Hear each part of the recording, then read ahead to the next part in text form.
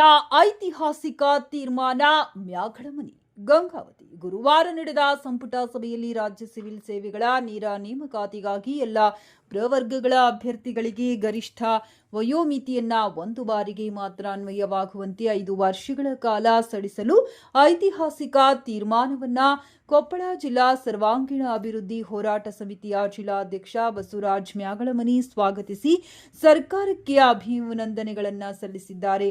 Corona ಕಾರಣ ಹಾಗೂ ಒಳ ಮೀಸಲಾತಿ ಕಾರಣದಿಂದ ಅನೇಕ ವರ್ಷಗಳಿಂದ ಹುದ್ದೆಗಳನ್ನು ಭರ್ತಿ ಮಾಡದೇ ಇರುವುದರಿಂದ ವಯೋಮಿತಿ ಮೀರಿದವರಿಗೆ ಅನ್ಯಾಯವಾಗಿತ್ತು. ಸರ್ಕಾರ ಒಳ್ಳೆಯ ತೀರ್ಮಾನ ಕೈಗೊಂಡು ವಯೋಮಿತಿ ಮೀರಿದವರ ಆಸೆಗೆ ಆಸರೆಯಾಗಿದೆ. ಈ ಹಿಂದೆ ಬಂಗಾರಪ್ಪನವರು ಮುಖ್ಯಮಂತ್ರಿಯಾಗಿದ್ದ ಸಮಯದಲ್ಲಿ ಶಿಕ್ಷಕರ ನೇಮಕಾತಿಯಲ್ಲಿ ವಯೋಮಿತಿ ಮೀರುತ್ತಿರುವವರಿಗೆ ನೇಮಕಾತಿಯಲ್ಲಿ ಆದ್ಯತೆ ನೀಡಿದ್ದರಿಂದ ನಿರಾಸೆಗೊಂಡ ಶಿಕ್ಷಕ ತರಬೇತಿ ಪಡೆದ ನಿರುದ್ಯೋಗಿಗಳು ಉದ್ಯೋಗ ಪಡೆದುಕೊಂಡು ಅವರ ಕುಟುಂಬಗಳು ಬದುಕು ಕಟ್ಟಿಕೊಂಡಿವೆ. ಅದೇ ರೀತಿ ಸರ್ಕಾರದ ತೀರ್ಮಾನ ಐತಿಹಾಸಿಕವೆಂದು ಮ್ಯಾಗಳಮನಿ ಪ್ರಕಟಣೆಯಲ್ಲಿ ತಿಳಿಸಿದ್ದಾರೆ.